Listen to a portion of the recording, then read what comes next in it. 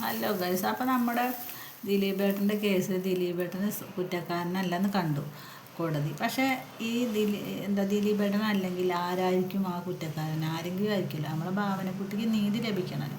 അങ്ങനെ ഞങ്ങളൊക്കെ അങ്ങനെ അനുഭവമുള്ള കുട്ടികളാണ്. ഞങ്ങളെ കുഞ്ഞുങ്ങൾക്ക് എതിരെ അങ്ങനെ മോശമായ സംസാരങ്ങൾ ഉണ്ടായിട്ട് ഞങ്ങൾക്ക് നീതി കിട്ടാത്ത ഒരമ്മയാണ് ഞാൻ. എൻ്റെ മോൾക്ക് അങ്ങനത്തെ ഒരു അനുഭവം ഉണ്ടായിട്ട്. അപ്പോൾ അതുമാതിരി തന്നെ ഈ ഭാവനക്കുട്ടിക്കും ഒരു നീതി കിട്ടില്ല. അപ്പോൾ അത്രയും കഴിവുള്ള ഭാവനക്കുട്ടിക്ക് നീതി കിട്ടിയിട്ടില്ലെങ്കിൽ പിന്നെ നമ്മളായ ഈ ഒന്നിനും 5 പൈസയ്ക്ക് ഗതിയില്ലാത്ത നമ്മൾക്കൊക്കെ ഇവിടെ നീതി കിട്ടുമെന്നാണ് ഇപ്പോൾ ഞാൻ വിചാരിച്ച് നോക്കുന്നത്.